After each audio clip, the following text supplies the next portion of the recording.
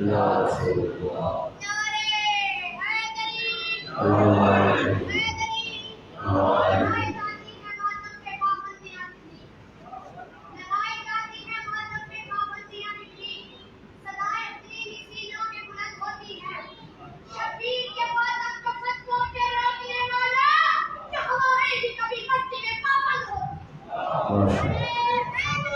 अल्लाह أعوذ بالله من الشيطان الرجيم بسم الله الرحمن الرحيم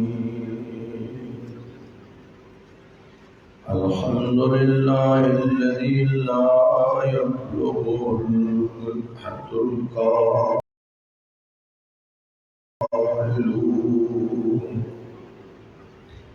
ولا يحصي نعمه العادون والصلاة والسلام على سيد الأنبياء والمرسلين أبي القاسم محمد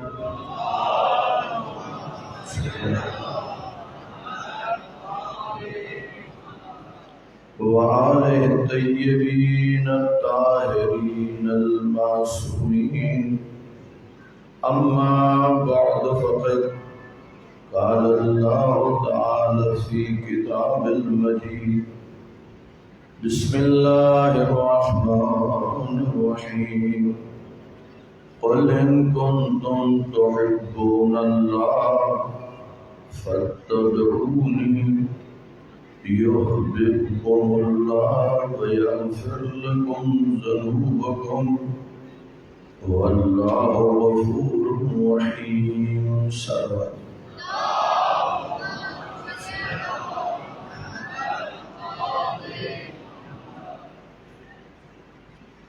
خداوند عالم سے دعا ہے خدا وطن عزیز پاکستان کو ہر قسم کی سازش سے محفوظ رکھے.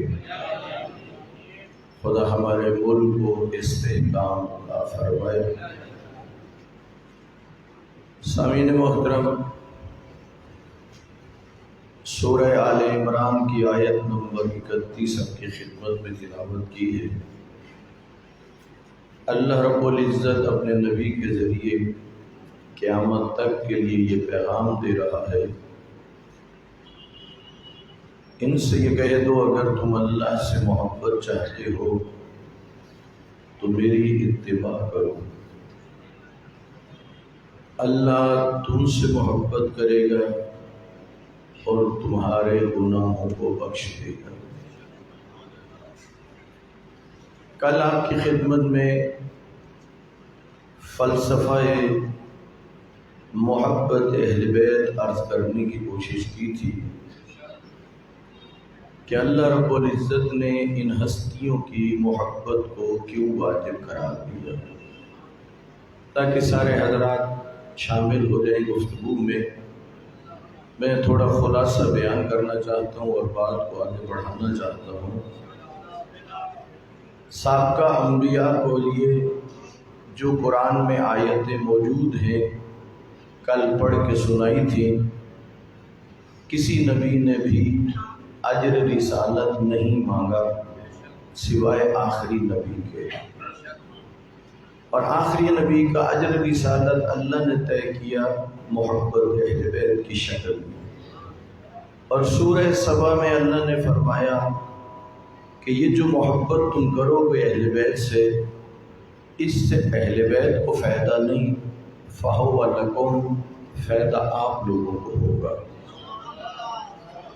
وضاحت یہ عرض کی کہ نبی کے بعد مسلسل نبی آ رہا تھا. سید الانبیاء پہ چونکہ ایک سلسلہ نبوت ختم، سلسلہ ہدایت تو نہیں رکا اور قیامت تک کے لیے جاری رہنا ہے. تو پھر اللہ رب العزت نے چونکہ میدان غدیر میں ایک نظام دیا، نظام نبوت کے بعد جسے کہتے ہیں نظام امامت و ولایت. اللہ نے یہ نظام بعد میں دیا، ان ہادیان برحق کی محبت کو پہلے واجب قرار دیا۔ کیوں؟ اس لیے کہ عرض کیا تھا انسان اسی کا کہنا مانتا ہے جس کی اس کے دل میں قدر و قیمت ہوتی ہے، جس سے وہ محبت کرتا ہے۔ تو ضروری تھا کہ پہلے ان ہستیوں کی محبت واجب ہو جائے، اور تاکہ لوگ جو ہیں ان ہستیوں کی اطاعت کریں۔ یہ جو اللہ نے فرمایا کہ فائدہ تمہیں ہوگا، وہ اس شکل میں ہوگا جب ان کی اطاعت ہوگی اور ان کا محب بھی ہوگا، وہ دنیا میں بھی کامیاب ہوگا، وہ آخرت میں بھی کامیاب ہوگا۔ لیکن جو لوگ دعوی محبت تو رکھتے ہیں لیکن ان ہستیوں کی اطاعت نہیں کرتے۔ آپ اور میں بچپنے سے پڑھ رہے ہیں کہ دین دو حصوں میں ہے، ایک ہے اصول دین اور دوسرے ہیں فروع دین۔ چاہے اصول دین کی بحث ہو تب بھی آپ اور مجھے قرآن اور 14 کے فرمان کو سامنے رکھنا ہے، فروع دین کی بات ہو تب بھی قرآن اور 14 کے فرمان کو سامنے رکھنا ہے۔ اگر کوئی اپنی مرضی کرے گا تو ظاہر ہے نہ وہ عقیدہ باعث نجات بنے گا، نہ وہ عمل باعث نجات بنے گا۔ عقیدہ بھی وہی باعث نجات ہوتا ہے جس کی بنیاد قرآن اور معصوم کے فرمان پر ہوتی ہے۔ اس لیے کل عرض کیا تھا اگر دعوی محبت ہوا اور اطاعت نہ کی، اگر اصول دین میں اطاعت نہ کی ان ہستیوں کی، یعنی ویسے عقیدہ توحید اختیار نہ کیا جیسے بتایا گیا، عقیدہ عدل و نبوت و امامت و قیامت، تو وہ بندہ عقیدے میں مار کھا جائے گا۔ اور اگر عمل میں اطاعت نہ کی تو اس کا نتیجہ کیا نکلے گا؟ وہ عمل میں مار کھا جائے گا۔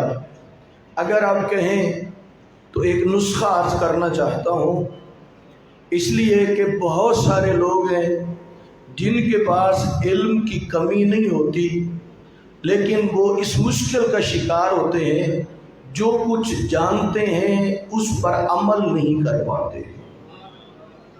توجہ فرما رہے ہیں، جتنا جانتے ہیں، جتنا حلال و حرام سمجھتے ہیں، جتنے واجبات سمجھتے ہیں، ان پر عمل نہیں ہوتا۔ پوچھا جائے آپ کسی مسئلے پہ ان کو کہیے گفتگو کیجئے، زبردست گفتگو کریں گے۔ حقوق والدین پوچھئے تو بہترین لیکچر دیں گے۔ زکوٰۃ پہ بولیے تو بڑی گفتگو کریں گے، خمس پہ بولیے تو بڑی گفتگو، حج پہ تو بڑی گفتگو۔ اور صورتحال کیا ہوگی؟ بعض لوگوں کا کہہ رہا ہوں، ہر کسی کا نہیں کہہ رہا، چونکہ اکثریت ایسی ہوتی ہے جو علم کی دولت سے تو مالا مال ہو جاتی ہے لیکن اتنا عمل نہیں ہوتا۔ وجہ کیا ہے اس کی؟ کیوں نہیں عمل ہوتا؟ ایک بندہ جو قرآن پڑھا رہا ہے اور سمجھا رہا ہے کہ اللہ فرما رہا ہے فَلَا تَقُل لَهُمَا اُفٍّ، ماں باپ کو کچھ نہیں کہنا، ان کے سامنے جسارت اف تک بھی نہیں کرنی۔ ہوگا کوئی ایسا کہ جسے نہ پتا ہو، ورنہ ہر کسی کو پتا ہے، لیکن بعض دفعہ ایسا ہوتا ہے کہ وہی جو جانتا ہے، والدین بڑھاپے میں چلے جائیں، تھوڑی سختی کریں تو وہ بیٹا بھی والدین کے سامنے بگڑ جاتا ہے، وہ بھی ان کے ساتھ جذباتی ہو جاتا ہے، غصہ کرنے لگ جاتا ہے، بھول جاتا ہے اس بات کو۔ کیا وجہ ہے؟ علم تو تھا، عمل نہیں ہو سکا۔ راستہ بتا رہا ہوں اور بہترین راستہ ہے، یاد رکھیے علم حاصل کرنا یہ اتنا مشکل نہیں ہے جتنا اس علم کے مطابق عمل کرنا مشکل ہے۔ لیکن مایوس کبھی نہیں ہونا چاہیے۔ طریقہ بتا رہا ہوں، آپ نے جب ارادہ کر لیا، مثلاً وہ شخص جو کئی دفعہ والدین کے سامنے ہو گیا، عزت نہیں کر رہا، وہ آج سے نیت کر لے کہ آئندہ میں والدین کے سامنے نہیں ہوں گا، چونکہ عادت بنی کھڑی ہے، وہ پھر ہوگا۔ جب ہوگا تو گویا وہ گر گیا، لیکن پھر بھی مایوس نہ ہو، وہ پھر ہمت باندھے۔ مثال عرض کرتا ہوں، 6 ماہ کا بچہ نہ مجھے اپنا زمانہ یاد ہے، نہ آپ کو پتہ ہے، نہ مجھے علم ہے، لیکن آپ اور میں دیکھ چکے ہیں بچوں کو، اپنے بچوں کو، دوسرے کے بچوں کو دیکھتے 6 ماہ کا بچہ کوشش کرتا ہے کہ وہ اٹھ کے کھڑا ہو جائے، کرتا یا نہیں کرتا؟ جی کرتا ہے، لیکن آپ دیکھتے ہیں کہ وہ گر جاتا ہے، چوٹ لگتی ہے، روتا ہے، کچھ دیر رک جاتا ہے، پھر اپنی کوشش کو دوبارہ شروع کرتا ہے، پھر گرتا ہے، کچھ دیر رک جاتا ہے، پھر کوشش شروع کر دیتا ہے۔ یہ اس کا سلسلہ کچھ دن رہتا ہے۔ کچھ بچے طبعاً بیمار ہوتے ہیں، کمزور ہوتے ہیں، کچھ صحت مند ہوتے ہیں، کچھ کم ٹائم لیتے ہیں، کچھ زیادہ لیتے ہیں۔ وہی بچہ جو اٹھنے پر قادر نہیں تھا، بار بار کوشش کرنے سے بالآخر وہ کھڑے ہونے پہ قادر ہو جاتا ہے۔ اور جو فرما رہے ہیں، اسی طرح جو ہمارے اندر بہت ساری ایسی چیزیں معلوم ہیں اور عمل ہم نہیں، کبھی والدین سے الجھ گیا، کبھی بیوی بچوں سے الجھ گیا، کبھی دوستوں سے الجھ گیا، کبھی کہیں، اس کے لیے کیا ہے، توجہ کرنی کا پڑے گی۔ ایک دفعہ جب گر جائے گا پھر اپنے آپ کو سنبھالے، پھر گرے گا پھر سنبھالے، پھر گرے گا پھر سنبھالے۔ اگر کوشش جاری رکھے گا اس بچے کی طرح بالآخر ایک وقت آئے گا اس برائی سے، اس خامی سے جان چھوڑ جائے گی، وہ جو علم تھا اس کے مطابق بعمل بھی بن جائے گا۔ وہی بچہ جب کامیاب ہو جاتا ہے کھڑے ہونے پہ تو اگلی کوشش کیا ہوتی ہے، اب میں چلوں۔ اس کوشش میں بھی کئی مرتبہ وہ گرتا ہے، چوٹ کھاتا ہے، روتا ہے، لیکن کیا وہ ہمت ہار جاتا ہے؟ نہیں۔ یہی وجہ ہے، ایک استاد اپنی کلاس میں پڑھا رہے تھے، دوران کلاس مسکرائے۔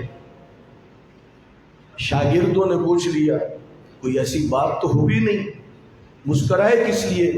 کہا خوشی ہوئی، 20 سال سے ایک خامی سے جان چھڑوا رہا تھا، آج اللہ کا لطف ہوا، 20 سال کی زحمتوں کے بعد اس خامی سے جان چھوٹ چکی ہے۔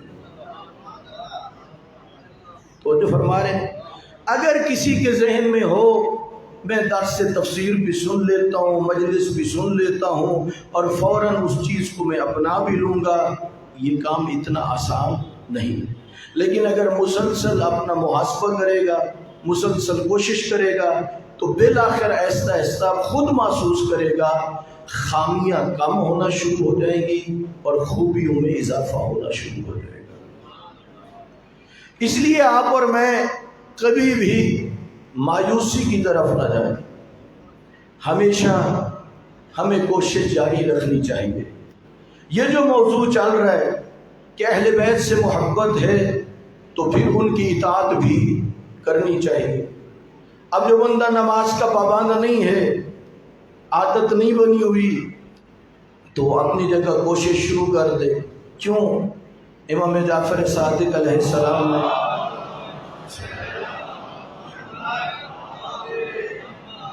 مولا نے فرمایا اپنے آخری وقت، کہا جو نماز کا اہتمام نہیں کرے گا ہم اس کی شفاعت نہیں کریں گے۔ تو جو فرمانے، اب ظاہر ہے ہم جتنے بھی اچھے بن جائیں اس کے باوجود شفاعت اہل بیت کی نیاز مندی موجود ہے، شفاعت اہل بیت کی ضرورت ہے۔ تو پھر ہمیں شفاعت اہل بیت حاصل کرنے کے لیے نماز کی پابندی کر لیں۔ بہت سارے ہیں سستی کرتے ہیں، کہا جائے شروع کرو، بس دن کا آغاز ہوتا ہے صبح سے، آج چھوڑ دو کل صبح شروع کریں گے، پھر کل صبح جب ہوتی ہے ارادہ کرتا ہے، ادھر سے تھپڑیاں ملنی شروع ہو جاتی ہیں، پھر ذہن میں آتا اچھا بھی اٹھتا ہوں، یہاں تک کہ سورج بھی کیا ہوتا ہے، طلوع ہو جاتا ہے۔ یقین کیجئے یہ جتنے بھی مجالس اور عشرے اور خمسے کروا رہے ہیں اور آپ مختلف جگہوں پہ جاتے ہیں اور پھر آپس میں بیٹھ کے ڈسکس بھی کرتے ہیں، کسی خطیب عالم مقرر کا مصائب آپ کو پسند آتا ہے، کسی کا فضائل پسند آتا ہے، کسی کی تبلیغ پسند آتی ہے۔ میں تو اتنی عرض کروں گا، وہ جو کچھ آپ کو پسند آتا ہے غور کیا کرو کیا اسے اپنانے کے لیے بھی تیار ہو؟ توجہ فرما رہے ہیں؟ جسے آپ کیا کر رہے ہیں پسند، جس بیان کی آپ کر رہے ہیں تعریف، کہتے نہیں میرے دل کو بہت لگا، یہ بات میرے دل میں اتر گئی ہے، تو اسے کیا کرنا چاہیے؟ اسے اپنانا بھی چاہیے۔ اس لیے سامعین محترم، اطاعت کے بغیر کچھ بھی نہیں ہے، یہ ذہن میں رکھ لیجیے۔ اگر کوئی سمجھے کہ خالی دعوی محبت رکھوں گا اطاعت نہیں کروں گا، نہیں، یہ اپنے آپ کو دھوکہ دے رہا ہے۔ اللہ رب العزت نے جن ہستیوں کی محبت کو واجب کیا ہے، انہی ہستیوں کی اطاعت کو بھی پروردگار نے واجب کر دیا ہے۔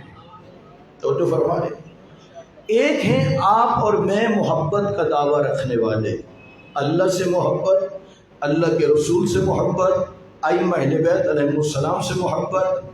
آئیے جو محبت امام حسین کو ہے اللہ سے، اگر کہو تو وہ بیان کرو۔ صلوات بھیجیے محمد و آل محمد پر۔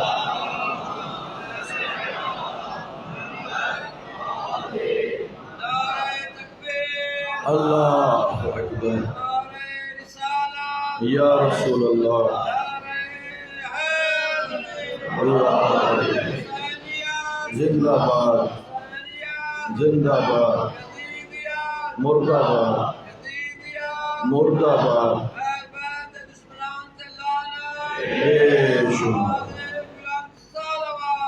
اللہم صلی علی محمد و آل محمد۔ آئیے ذرا سمجھے، چونکہ ہماری گفتگو ہی محبت کے عنوان سے ہے۔ امام حسین علیہ السلام کو جو اللہ سے محبت ہے،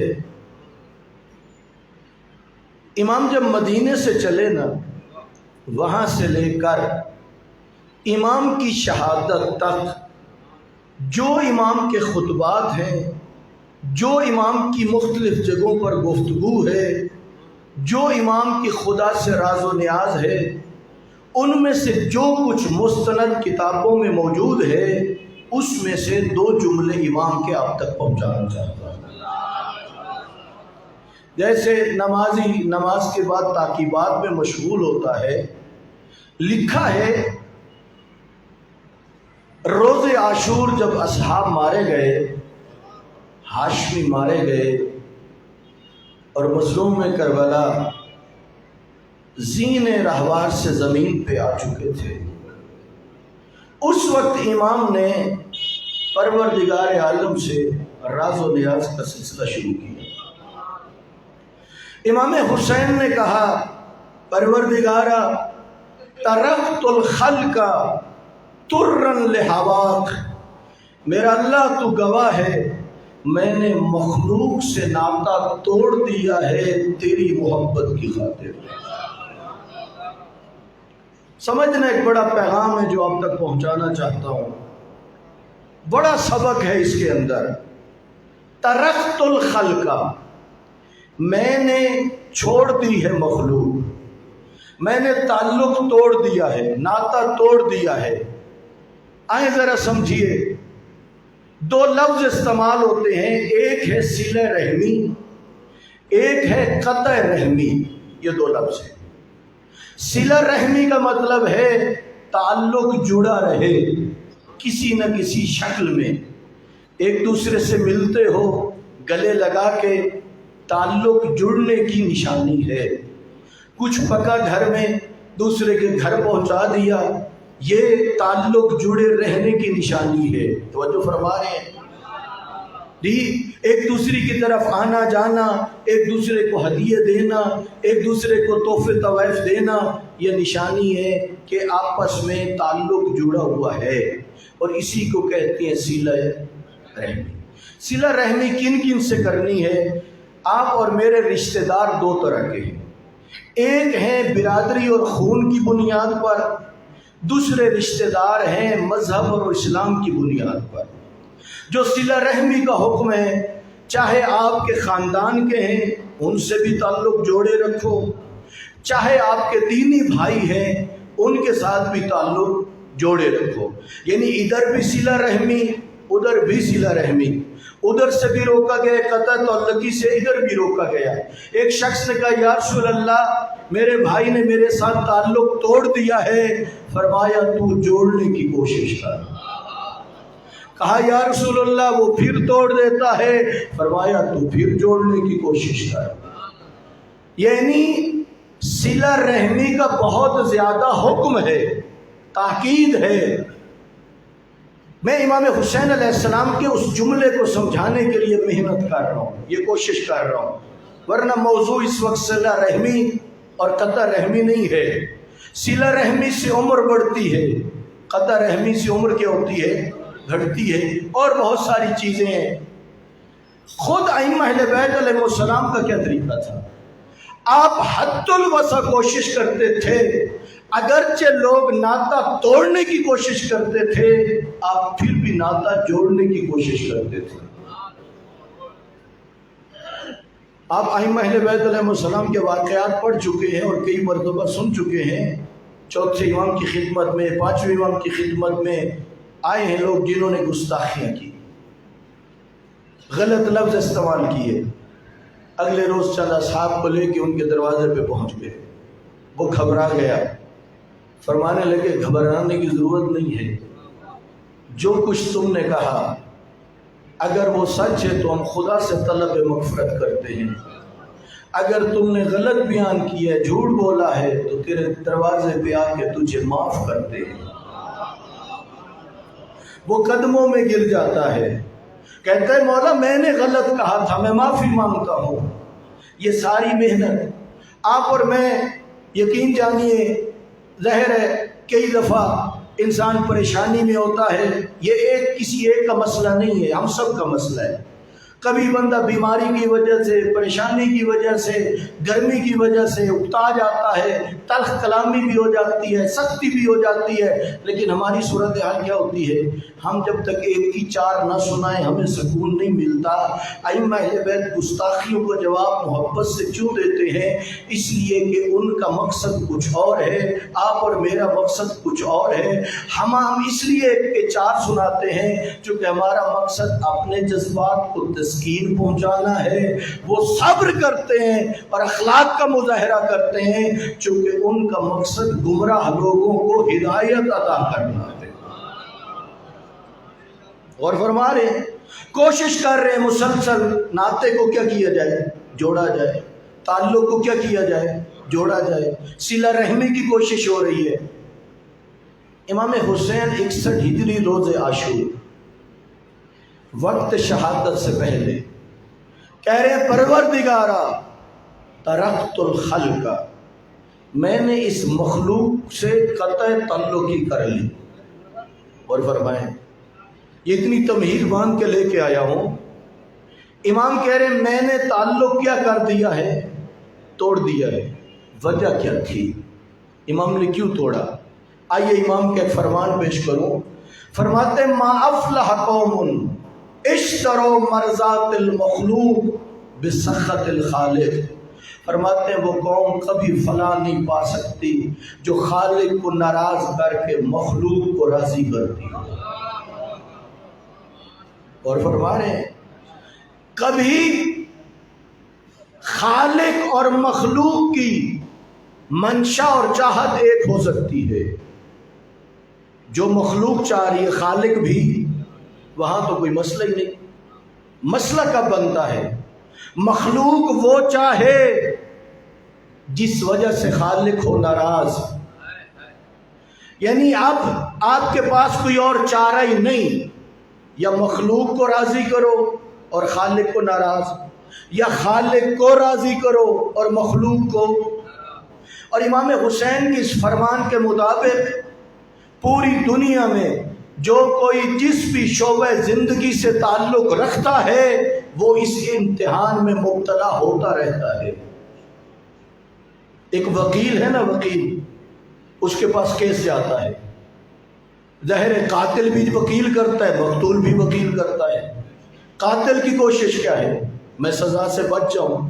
اگر ناحق وکالت ہوگی وہ تو راضی ہو جائے گا، وہ ناراض ہو جائے گا۔ توجہ فرما رہی ہے؟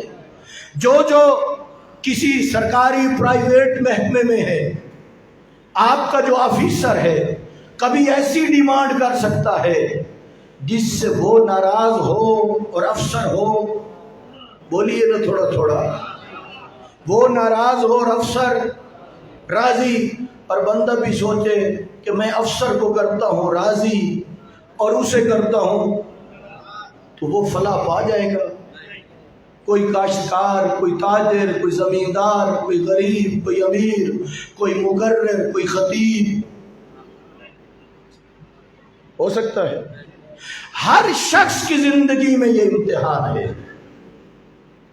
ہو سکتا ہے بیوی تقاضا کرے، مجھ سے نہیں برداشت ہوتا، تیرے بوڑھے ماں باپ ہیں، گھر میں تھوکتے ہیں، فرش گندا ہو جاتا ہے، انہیں کہیں اور جا کے رہائش کا انتظام کر، اور بیوی کی خاطر ان کو نکال دے جن کی وجہ سے بلند منزل پہ پہنچا تھا۔ تو مخلوق کو راضی کرتا ہے، خالق کو ناراض۔ توجہ فرما رہی ہے نہیں؟ انسان کی زندگی میں یزید جب برسر اقتدار آیا، اب امتحان مخلوق کا شروع ہو گیا۔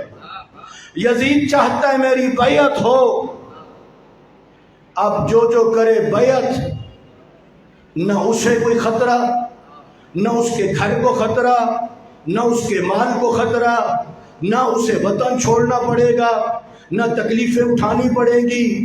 یزید کو راضی کرتا ہے، بظاہر بہت ساری اسے انعامات بھی ملیں گے، مشکلات سے بھی بچ جائے گا، لیکن وہ ناراض ہو جائے گا۔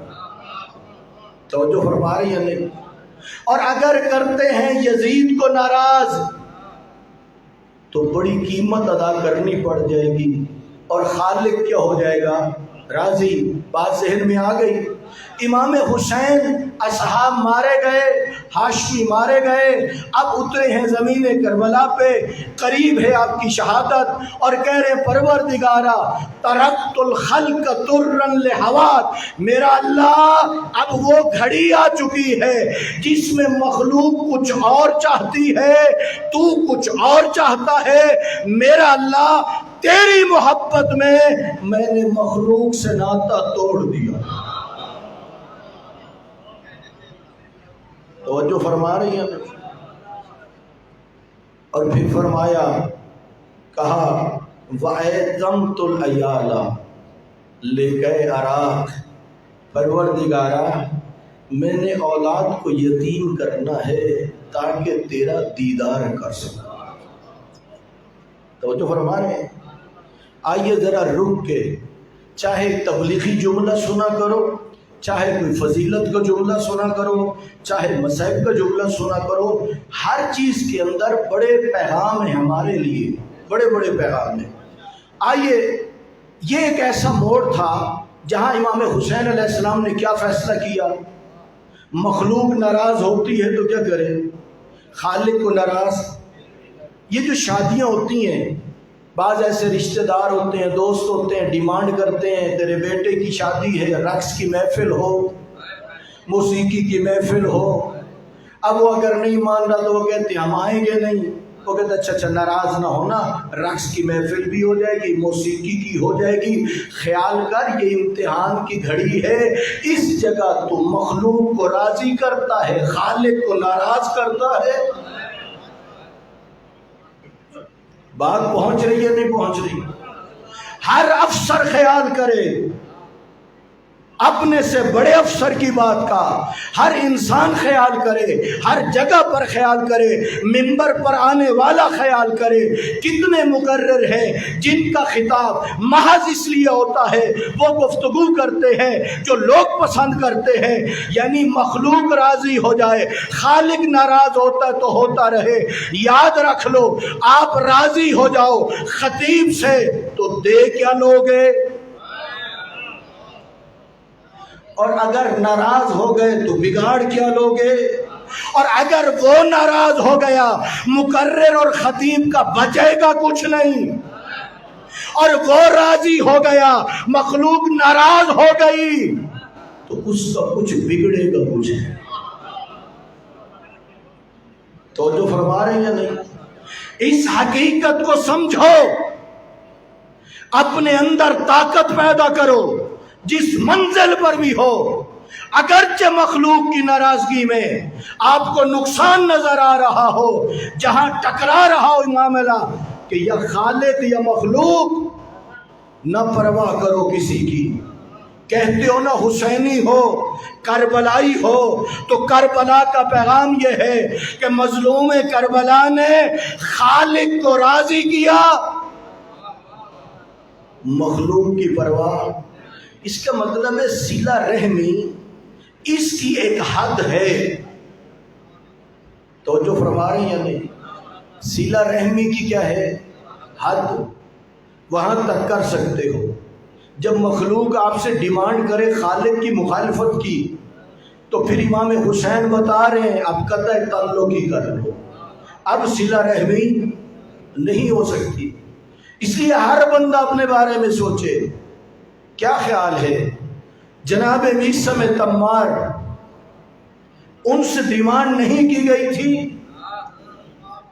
جی؟ امام علی علیہ السلام نے جب ضربت لگی، حجر ابن عدیس سے کہا تھا، اے حجر، میں دیکھ رہا ہوں تجھے مجبور کیا جائے گا میرے اوپر سب کو شکم کرنے کے لیے۔ توجہ فرما رہے ہیں؟ حجر ابن عدیس کو جیسے امام نے بتایا تھا ویسا ہوا یا نہ ہوا؟ تو حجر ابن عدیس نے کیا کیا تھا؟ کیا کہنے پہ مولا پہ سب کو شتم کیا؟ نہیں، تیروں سے سینہ چھلنی ہوا یا نہ ہوا؟ کیوں؟ وہ چاہتے تھے یہ بادشاہ مخلوق، مجھے ان کی پرواہ نہیں ہے، جب وہ راضی ہو گیا تو سب کچھ مل جائے۔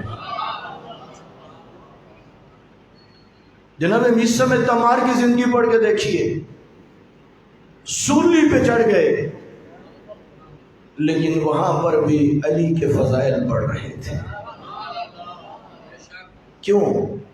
اگر اس وقت مولا کے فضائل نہ پڑھتے تو یہ مشکل بھی پیدا۔ جب جاتے ہو نا نجف اشرف سے کربلا، تو ہلہ کی طرف جناب رشید حجری کا روضہ ہے، ان کی زندگی بھی جناب میثم تمار کی طرح ہے، ہاتھ پاؤں کاٹ دیے گئے۔ کس لیے؟ عاشق ولایت علی تھا۔ جناب ابو ذر کو کیوں جلا وطن کیا گیا؟ کبھی غور و فکر کیا؟ جناب ابو ذر بھی مخلوق کو راضی کرتے انہیں کوئی جلا وطن نہ کرتا، انہیں ربضہ کے صحرا میں نہ جانا پڑتا۔ جناب ابو ذر دیکھ رہے تھے ایک طرف مخلوق کچھ اور چاہتی ہے، خالق کچھ اور چاہتا ہے۔ ابو ذر نے فیصلہ یہی کیا، مجھے تو خالق کو راضی کرنا ہے۔ اس لیے پیغام کربلا کیا ہوا؟ یہی ہوا کہ اپنی زندگی میں جائزہ لیا کرو، دیکھا کرو معاملہ کہاں تک پہنچ گیا۔ اور پھر میرے مولا امام حسین نے فرمایا، وَلَوْ قَطَعْتَنِي فِي الْحُبِّ اربن، کہا اگرچہ اے اللہ تیری محبت میں مجھے یہ ٹکڑے ٹکڑے بھی کر دے۔ عجیب ہے یہ بات، یہ ہے محبت۔ امام حسین کو اللہ سے محبت ہے، اور امام حسین چاہتے جو خدا چاہتا ہے۔ اے امام حسین سے محبت کرنے والوں، اے امیر کائنات سے محبت کرنے والوں، امام حسین کی محبت تو یہی پیغام دے رہی ہے، جس سے محبت کرو اس کا کہنا بھی مانا کرو۔ یہ ہے اصل مقصد کربلا کا۔ 5 محرم ہے،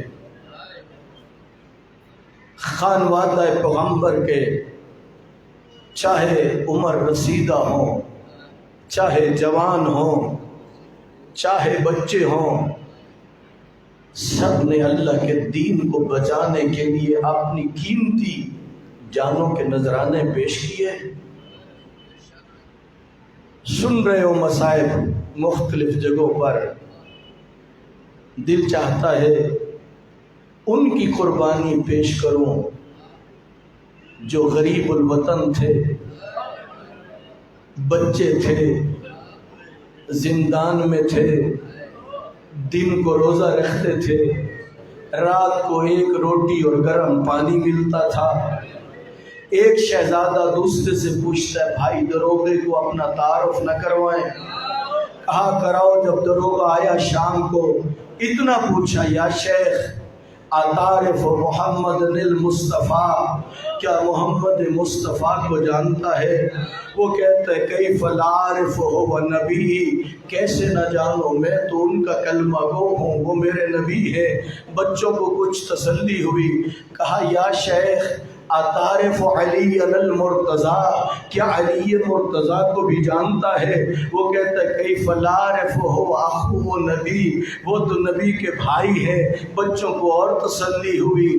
کہا اتعرف مسلم ابن عقیل، کیا مسلم ابن عقیل کو بھی جانتا ہے؟ کہا جانتا ہوں۔ کہا ہمیں پہچان، ہم اسی مسلم کے یتیم ہیں۔ اجرکم اللہ عزازارو، اللہ آپ کا پرسہ قبول کرے۔ جو دلوں میں دعائیں ہیں وہ بھی ان بچوں کے صدقے میں اللہ سے مانگتے رہو۔ ذرا یہ جملہ سننا، دروغہ کہتا ہے مجھے معاف کر دینا، میں دروازہ کھولتا ہوں، آپ چلے جاؤ، لیکن اتنے کم سن ہیں، کوفہ اجنبی شہر ہے، جائیں تو کہاں جائیں؟ ہمارے بھی چھوٹے بچے ہوں، آپ کسی اور جا کے ایسی جگہ پہ چھوڑ آؤ جہاں پہلے نہ گئے ہوں، گھومتے رہیں گے، کبھی اس گلی میں، کبھی اس گلی میں، کبھی اس گلی میں، نہیں پہنچ پائیں گے۔ یہی وجہ تھی۔ چلتے چلتے ایک گھر کے سامنے جب آئے تو ایک مومنہ عورت کھڑی تھی، جا کے سلام کیا۔ وہ مومنہ کہتی ہے بچوں آپ سے جو خوشبو آ رہی ہے یہ خوشبو میں نے کبھی نہیں سونگھی، اتنا تو بتاؤ تم کس خاندان کے چشم چراغ ہو؟ کہا ہم پیغمبر کی اطرت ہے۔ اس وقت وہ کہتی ہے کہا کیسے آپ یہاں آئے ہو؟ کہا ہم ابن زیاد کی قید سے بھاگے ہوئے ہیں، ادھر اس نے انعام مقرر کیا ہوا ہے، مومنہ ہو سکتا ہے ایک رات کے لیے ہمیں اپنے گھر میں جگہ دے دو۔ اجرکم اللہ، یہ کہتی ہے میرا داماد بڑا بدبخت ہے، چلو آؤ گھر میں۔ کھانا بھی مل گیا، بستر بھی مل گیا۔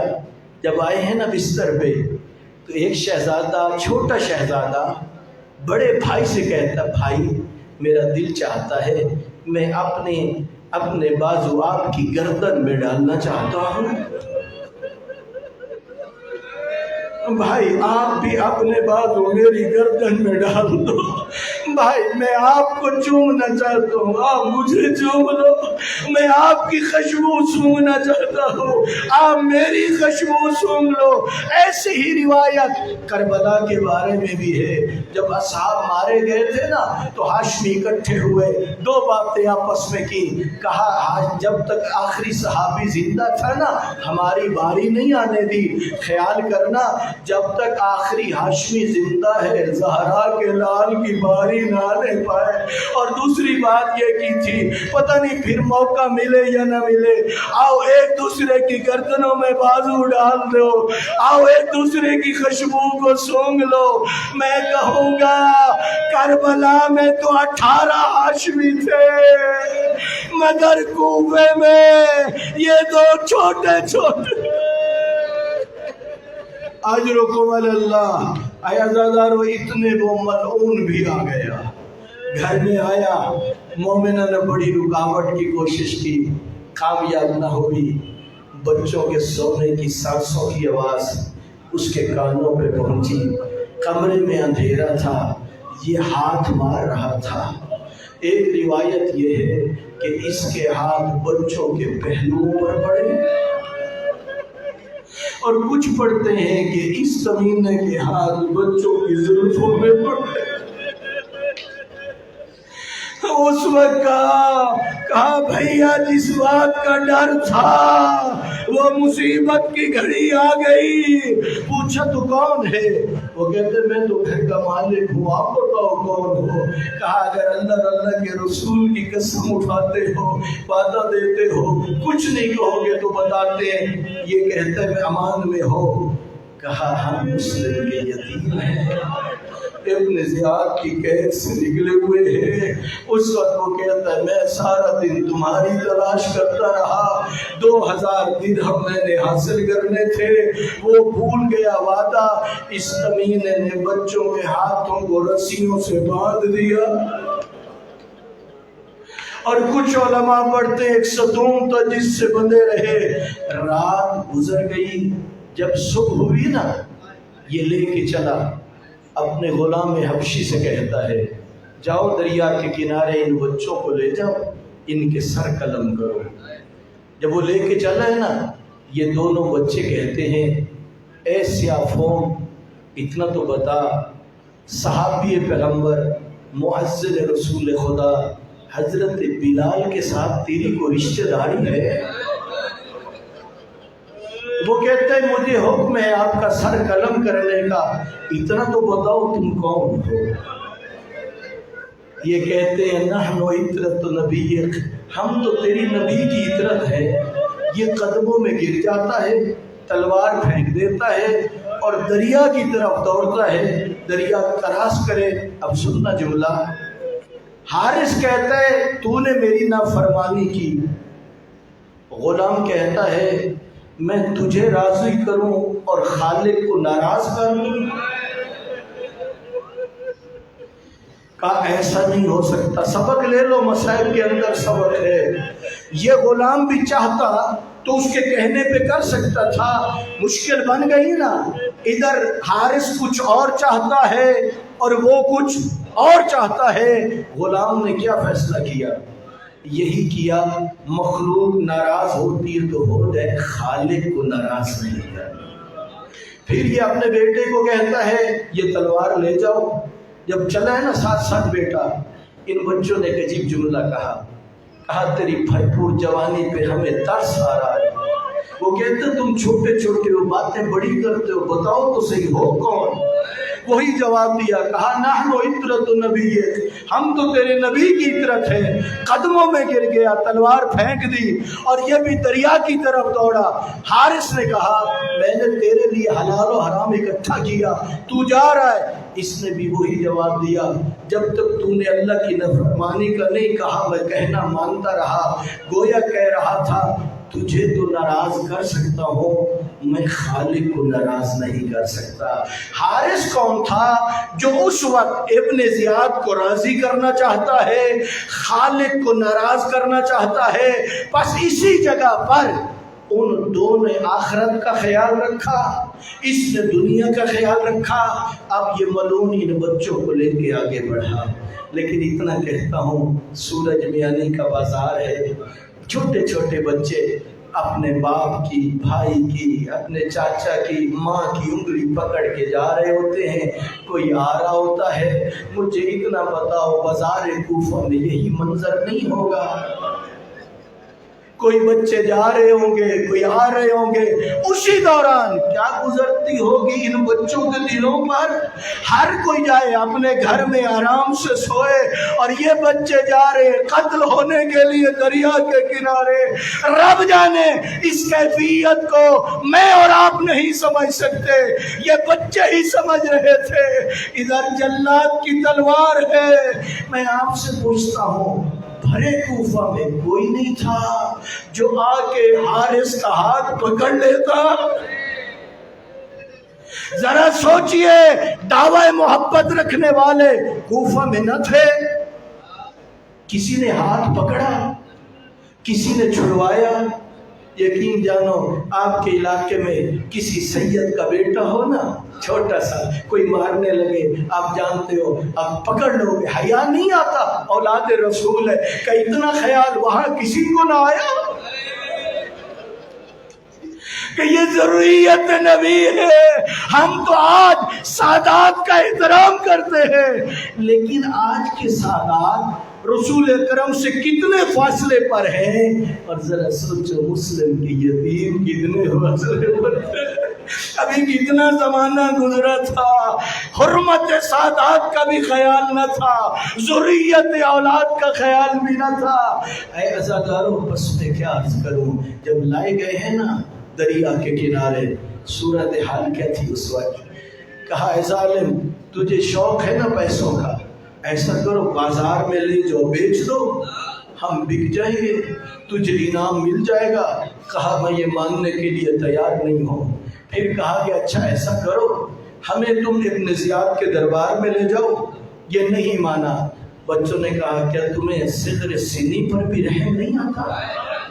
کہتے میرے دل میں اللہ نے تمہارے لیے رحم رکھا ہی نہیں ہے۔ جب بچوں نے دیکھا کوئی بات نہیں مانتا، کہا اچھا اتنی تو اجازت دے ہم نماز تو پڑھ لیں۔ اجازت ملی، نماز ادا ہوئی۔ اے عزادارو پھر کیا ہوا؟ یہ ظالم تلوار لے کے بڑھا، جب بڑے بھائی کا سر قلم کرنا چاہتا ہے چھوٹا بڑھ کے سامنے آ گیا، آگے کہتا ظالم مارنا ہے تو مجھے مار، میرے بھائی کو نہ مار۔ اسی لیے ایک ایرانی روزہ خان کہتا ہے صورتحال کیا تھی، کبھی بڑا چھوٹے کی گردن پہ گردن رکھتا ہے، کبھی چھوٹا بڑے کی گردن پہ گردن رکھتا ہے۔ بس اس ظالم نے بڑے بھائی کی گردن پہ تلوار چلائی، جسد کو علیحدہ رکھا، پلٹ کے کیا دیکھا؟ چھوٹا شہزادہ بھائی کے رخساروں سے لپٹا ہوا تھا۔ بھیا مجھے تنہا چھوڑ دیا۔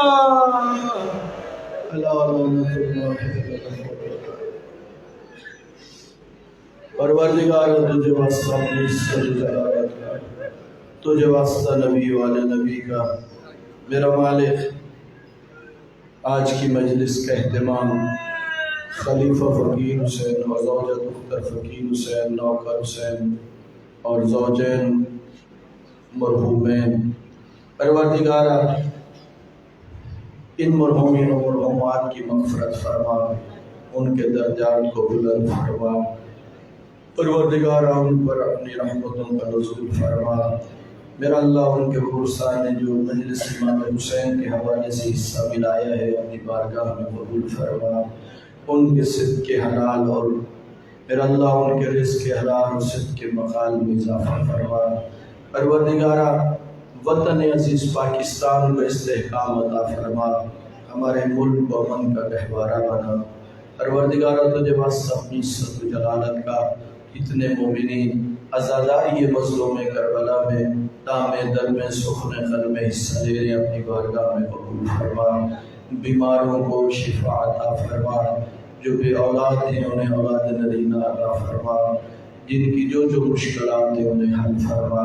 پروردگارہ تجھے واسطہ اپنی عزت و جلالت کا وطن عزیز پاکستان کو استحکام عطا فرما، ہمارے ملک و امن کا گہوارہ بنا۔ پروردگارہ جو سازشیں ہو رہی ہیں پاک فوج کو پاکستان